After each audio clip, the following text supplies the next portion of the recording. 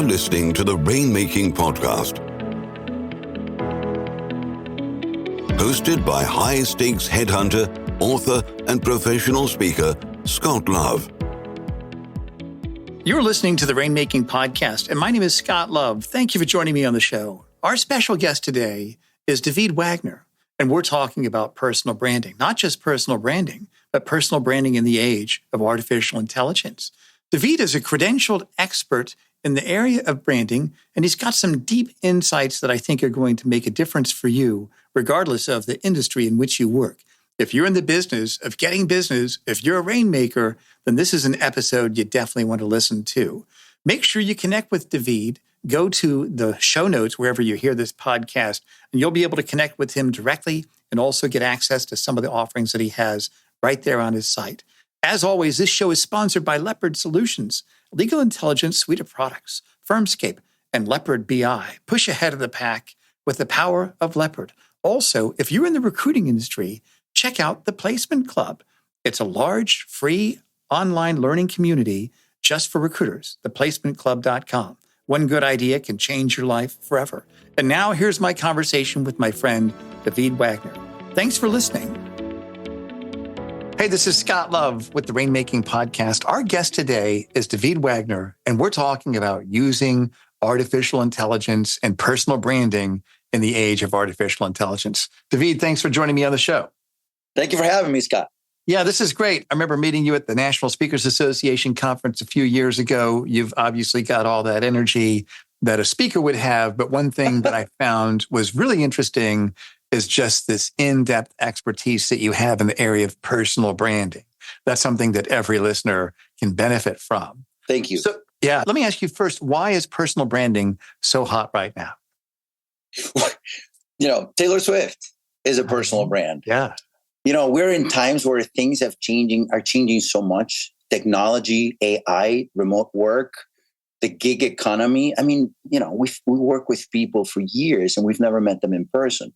So personal branding becomes very important because personal brand at its heart is the process of really creating this unique and memorable image about who you are based on your reputation, your trust, and value, right? So personal branding, all you get is what you see on the Zoom call. All you get is how you hear me through your AirPods or earphones. So personal branding is not something new. In fact, a very well-known consultant called Tom Peters, former McKinsey alum, wrote an article many, many years ago called The Brand Called You.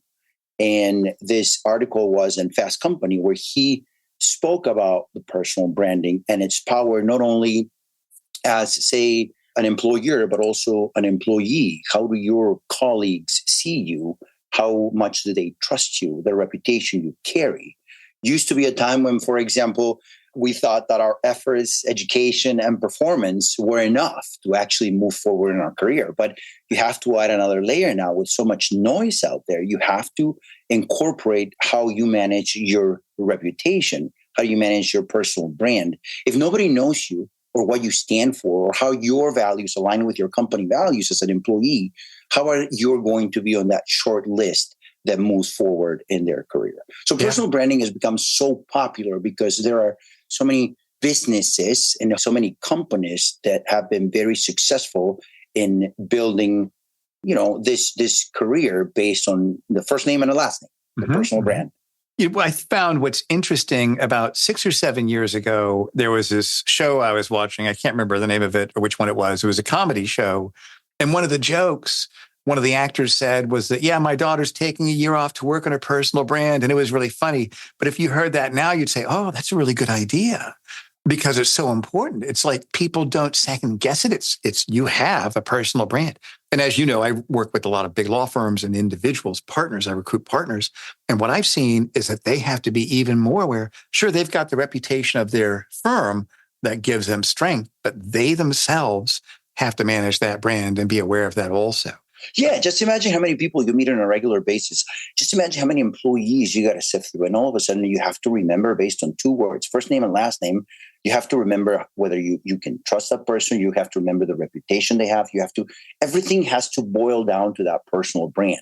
Let me ask you this. Do you think people are hypersensitive, where, because you've mentioned the words trust and reputation at least twice since we've started.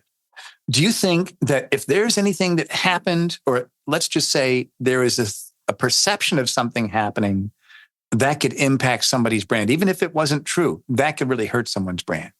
Of course, that is since the beginning of time, since by the time you graduate from high school, you're already building your personal brand. In college, you are building your personal brand. So every action you take, be that left or right, any turn you make, in this day and age, it could be easily available public if it is a public thing that happens to you. So you have to be very intentional in the way you nurture and build your personal brand. So let me ask you this. Yeah. Let's just say you're working with somebody. You're working with a consultant or a coach or a professional that has a service that they want to sell. How would you start by helping them really push out that brand to the market in a way that gets them business? What's kind of on your mind when you're working with that person in terms of recommendations that you're going to make? Yeah, so great question. We have our own proprietary framework that answers that exact question. There's three very important questions that you have to think of. The first one is, how do you invite people into your narrative? How do you get people excited about what you do? The second one is, once they've come into your ecosystem, how do you engage with them? How do you connect with them? How do you dialogue with them through the multiple channels available to you? And third, and more important, how do you build a community? How do you support what they do? How do you always at the top of the list when it comes to the specific element that you provide to them? Those three things, if you put them together, that is a recipe not only to grow your personal brand, but also to grow your business, right? And at the helm of all these things is what we call the personal brand audit. The personal brand audit is a very deep, intensive research piece that we do and evaluate people's online presence. So somebody like yourself, Scott Love, comes to us and says, you know what, Daveed, would you do a full audit of my online presence? Great. You don't have to tell me anything other than, if you have a URL, give me your URL or your LinkedIn URL. And what our team does is we scour the internet. We look at every little corner from YouTube, social, SEO, everything that's out there about you. And then we'll deliver a big report to you saying, you know what, here are the pieces where your fundamentals that are working, your Google, your SEO, your analytics, your search console, all those pieces. The most advanced pieces are like, are you building your asset video library on YouTube? And then we provide recommendations at the end of this audit as to how some of the things that you could do to improve that, including best practices and an actionable report with two phases. Phase one, things that you have to do right now. For example, we found white text on a white background, or buttons that are clicking in the wrong way in your website. And the second piece is the phases that need a little more of long-term care. Like, what are you doing about your brand and your messaging and your log line? Do you have a call to action strategy, an evergreen strategy, and things of that nature? Got it. So do you think that when someone's really kind of starting to think about this, let's say they've been in business for a while, they've been successful, but they know they can do better, and they think that if they can improve their brand, that's going to help them professionally. Should they look at, this is the kind of person I want to be seen as? Should they have this sort of image in their mind of how they want to portray themselves to the world? What do you think about that? No. The most successful individuals out there, the most successful personal brands are the ones that are fully aligned with who they are. They're authentic, they're transparent, and they're trustworthy. Got it. Okay, good. And how do you think somebody gets to that point to really understand what that brand is? How can I take this authenticity? I always tell people I can solve anybody's problems except for my own. How does somebody really get in their own head to find out what that brand should be or what components they should push out to the market? Well, it starts with professionally with your core competencies, right? Who you are and what you're good at. Once you have that defined, then you have to encapsulate that in what we call a log line. Log line comes from Hollywood. In fact, it's been written about in a couple of books. But the log line is a very simple formula. How do you make a statement where at first you establish very clearly what is the problem that your audience faces, then what is the solution to that problem, and then third is what are the results that your solution yields. If you can encapsulate that in your mind, and then write it down, that becomes your pitch everywhere. That is the one thing you can tell everybody. This is the problem I solve, and this is the solution I use to solve that problem. And these are the results that it yields, because people are very driven by results. Yeah. Most of the time, we can say, you know what, there's an issue with this car, there's an issue with this house, there's an issue with this bathroom. This is a solution. Call a plumber, call a mechanic. But what is the result? What is the transformational piece? What is it that you provide to your audience, to your clients, to your customers, where that they will say, wow, what this person just did for me took me from A to point B. That's great. I like the fact that this is simple, but very potent too. Problem, solution, results. Clear. Do you think people, should they do surveys with clients? What do you think as they're kind of looking at really getting real clear on what their brand is? How do they determine what that authentic, transparent part of them is? What do you think they should do? Should they do research on this? Yeah, I think it starts with evaluating their current online presence, because what they have done is they've done all these things over the years in building their brand. They have all these dots, all these marketing and branding dots throughout their history. So the first thing they need to do is really look back and say, all right, how have we connected the dots before? And out of all that, how do we want to connect the dots better in the future? So it's like what we like to call the stepping on the scale moment, right? You want to be healthy, you want to look good, you want your pants to fit. But there's that moment where you realize, all right, well, to get where I want to get, I'm going to need to step on that scale. Yeah, right. And the scale doesn't lie, right? So once you step on that scale, once you have evaluated through an audit, through a personal brand audit or any other mechanism, be that surveys in-house first, and then to your customers, clients, vendors, practitioners, once you have evaluated that, you have to go to the drawing board with your team and say, look, these are the words, because words are like filters, right? These are the words out there that are representing who we are. We need to prune these in a way that very clearly we can establish the problem we solve, the solution to that problem, and the result that our solution yields. That's great. The problem, solution, and results. That's great. So what are some pitfalls that you've seen professionals really get tripped up on as they go through this? What are some of the things, the common areas that are pitfalls as they start thinking this way? I think time is something that is, for all of us, a perishable asset. So if you don't have the time to evaluate this, you're not going to do a great job at it. That's number one. Number two, I think that I found individuals tap into the wrong resources, because there's one thing is branding for a product. One thing is branding for a person, right? Personal branding, a very specific expert in that channel is critical. Mm-hmm. And I also think that resources are typically not available for somebody who is looking to grow that personal brand in a quick way. And most people, me included, we tend to look at the short-term view. Mm-hmm. We all want the six-pack. Yeah, but it's a short-term, narrow view. But we fail to see, all right, how will this reverberate into the future? A year, 2 years, 5 years from now?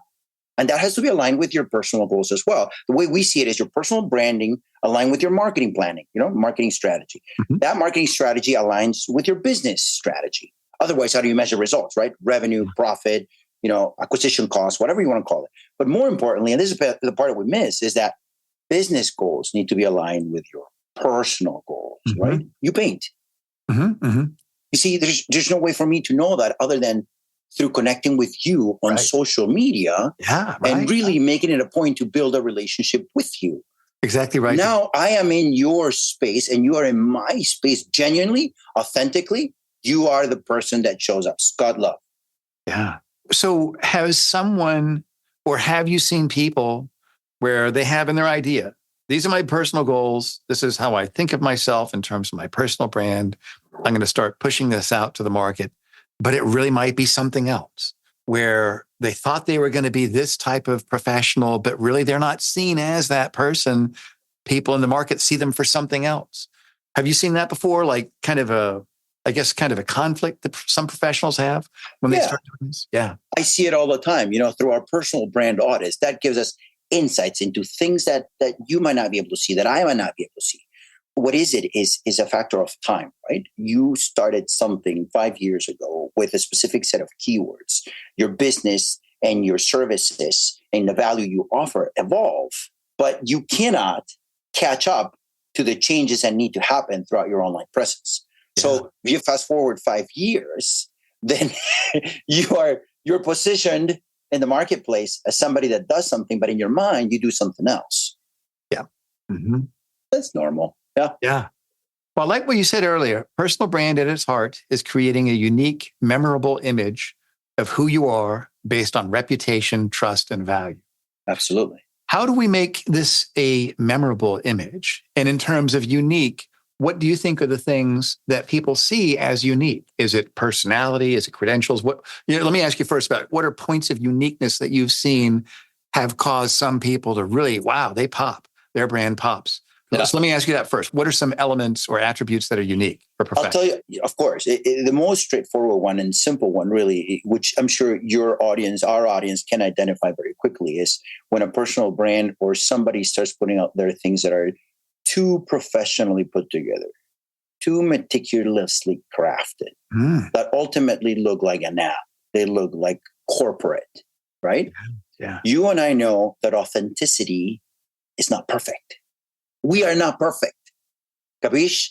So now you have to think to yourself, who am I? And what do I have to show across channels, through your word, through your newsletters, through your speeches? How do I want to position myself? Because if you are not true to who you are and remain authentic, then you start showing up as somebody who you are not. Yeah. And that inhibits a relationship built on trust. Okay, got it. So as somebody decides, I want to make this an intentional effort. I've never thought about this before, but it's a different kind of world than it was 3 years ago even. And I want to take advantage of the social media that is out there and the more general acceptance by mature professionals at what TikTok is, LinkedIn especially. Yes. But they say, I want to do this. And as they go forward, let's say they take your audit. And I want to hear more about that too in a little bit. And we'll put links and other information on the show notes for everybody listening. But as they go forward, how often should they go back and look at what their initial objectives are? How often should it be? Every once in a while? Should it be every month, every quarter? What do you recommend people should really kind of evaluate their progress on the path of what their goals are related to this brand? There's no set schedule. But our message, our content, our deliverables, our services evolve. The audiences evolve, the call to actions evolve, the direct pitch evolves. And as it evolves, when it evolves, there are 3 things you need to keep in mind. Number one, if you are set on the new direction or maybe a second part to a particular service or a particular value proposition that you have, and the first thing you do is you clean up your social media profiles.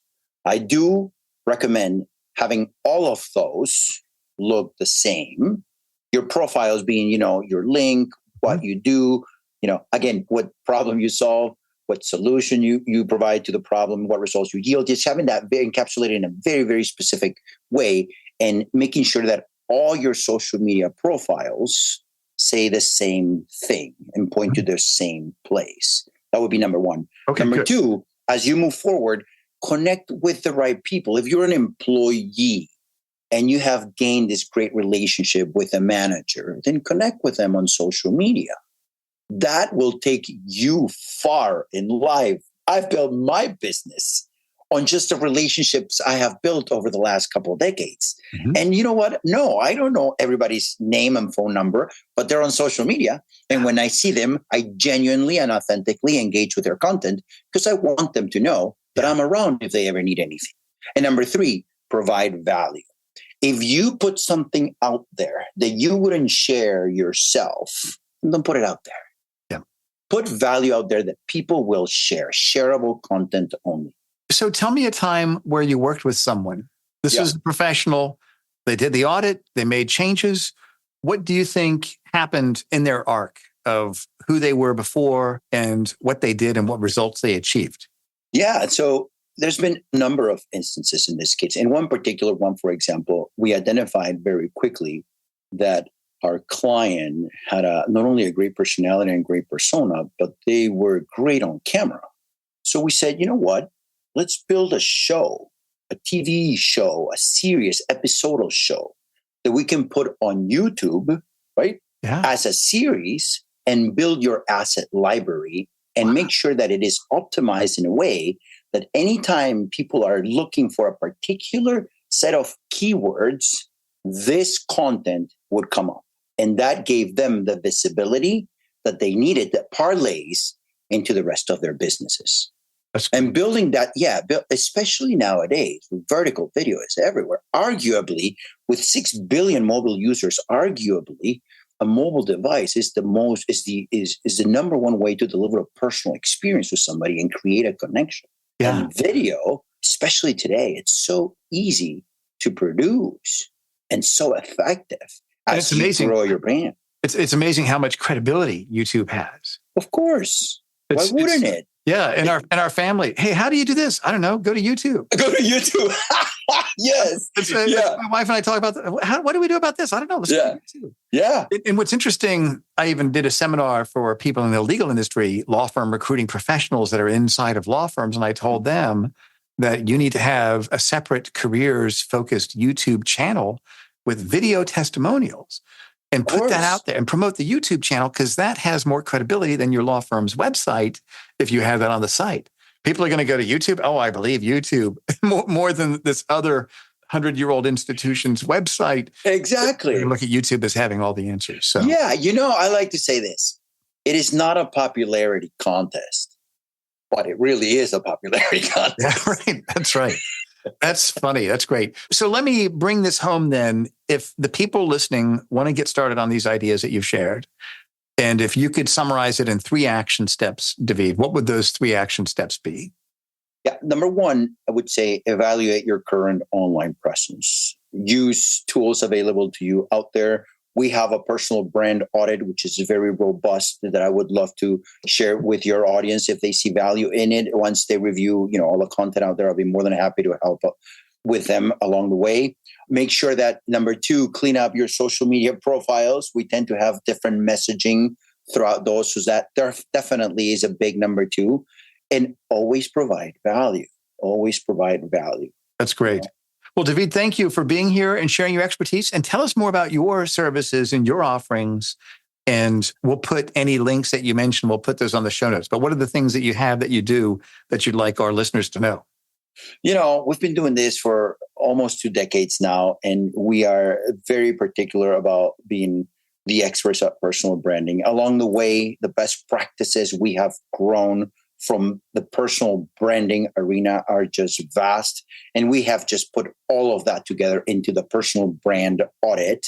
So the personal brand audit really is the starting place for us to get to know who's out there looking to achieve big things. And we'd like to come along as partners and help them do just that and scale up their brand. That's great, Daveed. We'll put that link on the show notes. We'll also put your LinkedIn link and also your website link on our show notes. Thanks for being here today and being a great guest and sharing this wisdom with us. I'd love to have you back on the show, Daveed. My pleasure. Anytime. Thank you for listening to the Rainmaking Podcast. For more information about our recruiting services for international law firms, visit our website at attorneysearchgroup.com. To inquire about having Scott speak at your next convention, conference, sales meeting, or executive retreat, visit therainmakingpodcast.com.